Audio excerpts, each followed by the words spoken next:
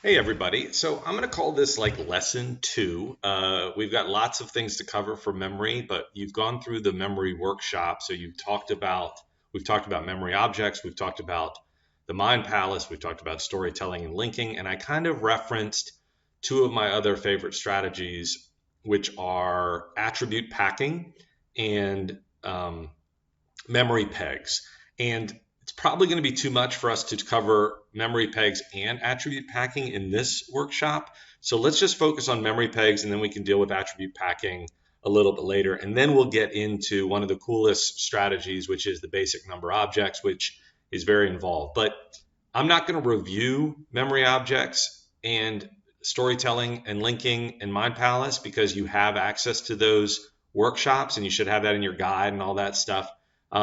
Other than to say, I guess I will review it a little bit, other than to say, memory objects are when you turn a person, an idea, an event, whatever, into an object, something that you could put in your hand or at least visualize so that you can lock in the concept of the person with the object. Okay, so we did that with hydrogen and nitrogen and boron and carbon and all that stuff. And then we did it with the English dynasties, right? We turned Lancaster into a Lancaster. We turned Anjou into Andrew or an ant. We turned York into a York peppermint patty, all these kinds of things. So fundamentally, the first thing that you're going to want to do is just get good, right, at that whole transferring things into the memory objects. So before we get into memory pegs, let's just get into the objects. I just put a list of things that we might want to remember up here. And as class starts in our moderated study groups, we're going to talk about like what we're actually being asked to remember. But here's just a good starting one, are the presidents. And I have them in the order right here, 1 to 5, and then 6 to 10. And you'll notice one's purple, some are purple, some are white. And that's because I've put in underneath each one of them some suggested memory objects. And if you remember, I said there were three kind of good ways to do memory objects. The first one, the best one, is if you have the picture. And most of us have a picture of what Washington looks like. We could imagine Washington, right? So I have Washington himself, or you can use a dollar bill. For Adams, you may not know what Adams looks like, so you might need to do something else. There's a beer called Sam Adams. You could think the word atoms, like atoms in atomic energy, and then, or maybe an Adam's apple, and maybe use an apple to be your object. Now, what's interesting about this is that it doesn't have to be perfect. This is a DTR and MIMI experiment, right? So if you remember what DTR and MIMI are, decide to remember, make it memorable immediately. If you decided that an apple was for atoms, then all you have to do is make that connection, and an apple will be for atoms for you. Okay. As long as you imagine it, as long as you create that connection of, oh, you're looking at a person's Adam's apple, and then you're gonna make it an apple, it will work because your brain is constantly looking for those connections. All you have to do is tell your brain that that's something that you want to make a connection around, and it will work. So the first one, as I said, was the first technique for creating the memory objects is you already have one, right? I know what Washington looks like, or I could use a dollar bill. Two is something that it sounds like, right? Like atoms, that's another good one. And then the third one, actually, I don't even remember what the third one is. So you have to go back to that memory workshop and see, but you're just looking for something. I guess the third one is something that they're associated with. So for Jefferson, you might remember what Jefferson looks like. You might remember the Jefferson Memorial, right? That has the word Jefferson in it. You could skip it all together and say, I've got a friend named Jeff and I'm going to do it, or a guy with the last name Jefferson and I'm going to do it. Or you could use the Declaration of Independence. If you can make that connection, just like Apple, if you can think, okay, I know that Jefferson wrote the Declaration of Independence, so I will use this, then you're good to go. So let's go back, and we got, for each one of these, Madison, I had this mad sun, right? That's kind of a good image. For Monroe, I have a man rowing a boat. So that's, again, like, you may not know what Monroe looks like, but you can turn the word into something that sounds like it or something. Quincy Adams is actually a little difficult, so I wasn't sure what we would use. So you might have a friend named Quincy. If you do, that's great. I was thinking maybe somebody wincing in pain. That's a little bit of a stretch, but again, we're just trying to find something. So you're going to have to come up with something. Now, the great news is that even if you just came up with the word Q, the fact that you're going to spend 30 seconds trying to come up with the object is going to lock it in from your brain's perspective, because your brain's thinking, geez, this guy's spending a minute trying to figure out something that would make him think of Quincy. Well, that must be important, so I'm going to file that away. Jackson, there are lots of options. There's Jackson himself. There's the $20 bill. There's Michael Jackson. There's the game of jacks. There's jumping jacks. Lots of good stuff there. Van Buren's pretty easy. That's a van. Now, remember, you don't even need to know anything about these guys to create the memory objects. The more you know, the easier it is to create the memory objects, because if you know that Jackson is Van Buren is Jackson's vice president, if you know that Jefferson, Madison, Monroe were all part of the Virginia dynasty, if you know that Quincy Adams and Jackson had a famous battle, electoral battle in 1824, and then Jackson became president in 1828, if you know that Tyler was Harrison's vice president and Harrison died 30 days after becoming president, and their election slogan was Tippecanoe and Tyler too, because Harrison was a war hero in the War of 1812. If you know of all these things, actually, I don't remember if it was the War of 1812. It may have been the Indian Wars, but he was a war hero. Then all of that comes up, and it's easier to remember. But we're just trying to do it based on the name. So for Van, as I said, Van Buren is easy because you just use the word Van.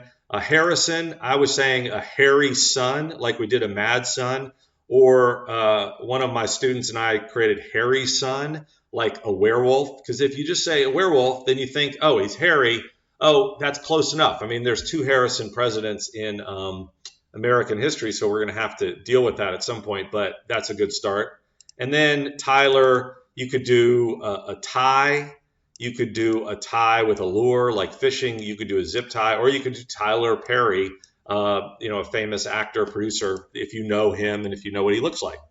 So we spent a little time creating your memory objects for the things that you want to know. Well, now what are we going to do with that? We could do Mind Palace. We could do storytelling and linking, but I want to show you a very cool technique called memory pegs. And memory pegs are, again, they're just memory objects, but what they let you do is they let you create a list of things in order, and it's a short list, 1 to 10. So if you just need to remember the 10 amendments to the Constitution, if you need to remember the first 10 presidents, if you need to remember your shopping list for the day, memory pegs are pretty good. And fundamentally what they are is they take the first technique of creating a memory object, which is, or the second technique of creating a memory object, which is, does it sound like anything? So for the first memory peg, which is 1, we create a bun. 2, shoe. 3, tree. 4, door. 5, I like this one, a beehive. Because part of what we need to do when we're making these memory object connections is to do things that are memorable, right? So the idea of a beehive falling on well, you wouldn't do George Washington. A beehive falling on Monroe's head is memorable. 6 is sticks. 7 is heaven, and I use a harp for the image of heaven. 8, gate. 9, there are 2 things that come up for me. I like tine, like a tine is the little thing in a fork, like the actual thing that sticks is called a tine. But one of my students recommended dine, which is not a bad image. You could imagine a president here, number 9, which would be, let's see, that would be, that's Harrison. So you could imagine a werewolf, eating a bunch of things here on the table. That could be easy. And then 10 is hen. All right. So you want to lock these in. Create your images. If you don't like these, use your own, but create your image for bun, shoe, or 1, 2, 3, 4, 5, 6, 7, 8, 9, 10. And again, these 2, either of these could be used if you want, or anything else. And then it's pretty easy from that point on, because what you do is you go to your presidents, and you say, okay, I got Washington. That's number one. And my memory object, my memory peg for number one is a hot dog bun. Okay, so all you have to do is close your eyes and imagine George Washington in a hot dog bun. And you are done, kid. That's it. Then you move on because now you know that number one is bun. And so you think of a bun and you think of George Washington in the hot dog bun. And you're done. Okay. Two, shoe. Your second president is Adams. So let's just think about an apple, or a nuclear energy coming out of this shoe. Again, you need something that you can hold on to. So I'm going to say that you're going to use an apple for Adams, like an Adams apple. You're going to use an apple. So you think of a shoe and you think of it overflowing with apples. You're done. Third, tree. You got the Declaration of Independence representing Jefferson. So let's just think of a tree with the Declaration of Independence as the trunk, okay? The great thing in the course of human events, or when in the course of human events, that the beautiful script or John Hancock's signature or whatever it is, you have that. Or Jefferson himself could be the trunk, or the Jefferson Memorial could be the trunk. See how it works. Okay, so that's for three. Four, Madison. Okay, what's our image for Madison? An angry son. It could even be an angry son holding a gun or an angry son carrying a knife. And what's our image, our memory peg for four? It's door. So just think about this angry son banging on the door. I need to get in. Okay. Number five, Monroe, a man rowing a boat. What's our five? A beehive. Okay, so it could be a man rowing a boat with a beehive in the boat. Or it could be a man rowing a boat under a beehive and the beehive falling on the man's head. All you have to do is think about it and visualize it in your head, and that's locking it in because you're telling your mind, I'm going to make this memorable because I'm deciding to remember it. Okay, easy peasy. Next, six, sticks. Who's our next one? It's going to be John Quincy Adams. I'm going to use wince, okay, like wincing in pain. So if you imagine a man walking over a pile of sticks, and every time he steps on those sticks, he's wincing in pain. That's what I'm going to do. Seven is Jackson. Seven is a harp. So if you imagine Michael Jackson, somebody playing a harp and Michael Jackson moonwalking over the clouds, that's going to be my image for that. All right. But here's the deal. You have to think it. You have to visualize it. It'll take you 10 seconds, 5 seconds to visualize it, and then it will be locked in and you won't have to worry about it again. I will tell you this, one of the key things is if you don't visualize it, then you're using brute force again and your mind is not convinced. Your mind's like, nope, he didn't care about this one. She didn't care about this one, okay? 8, van. What is our memory object for 8? Let's just go back and check. Our memory object for 8 is gate. So imagine a van driving through the gate, okay? 9, I'm going to do time. And 9 is, if we go back to our presidents, 9 is Harrison. So I'm going to do a hairy son or a werewolf, right? Uh-oh.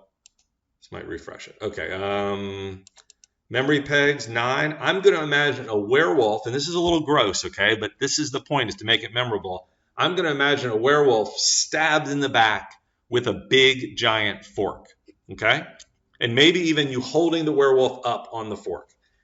All the rules go out the window, guys, okay? You do anything you want to make it a memorable image for you. So now I've got that. And number 10 is hen. And number 10, I'll just show it to you. Number 10 is Tyler. So I'm going to think of a tie, because that's good enough for me. I'm going to think of a tie. Hold on. Where's my pen? Or my hen? Ooh, a pen's a good one too. Actually, didn't even think about that. A hen. I'm going to think of a hen with a tie around it. So just look at that hen, guys. Look at it and just imagine that you had a tie around it. So let's go back here. Who's in the hot dog bun? What's coming out of the shoe? What's on that trunk of the tree? Who's trying to bang through that door? What's that hive falling on? Who's walking over those sticks and what's happening? Who's dancing on the clouds while somebody's playing that harp? What's going through that gate? What's stuck on this fork, this tine? And what's around that hen's neck? Okay? You see how this works. This is crazy easy, crazy valuable. And the hardest thing, or the thing that takes the most effort, right, or the most time and energy, is just making the memory objects. And as you're learning things, this is what we talk about study doodles. When you're learning something, you want to create very quickly a study doodle, which is a memory object for it, but in your notes, so that as you're learning new things, you're turning them into memory objects so that you can then instantly either link them to memory pegs, you can instantly link them to Mind Palace, storytelling. And again, we're going to do, right now you're like, oh, geez, memory pegs, there's only 10 of them. We're going to give you 100 memory pegs in a second when we start talking about basic number objects. So you're going to be able to do whatever you want, whenever you want to do it. Okay. So that's it for this. And then I think what I'll do is do a quick introduction to attribute packing, just quickly introducing attribute packing. But I'm going to do that in a separate video. So if there's another video here, watch that. Otherwise, go start practicing with memory pegs. You're going to be delighted with what you can do with them.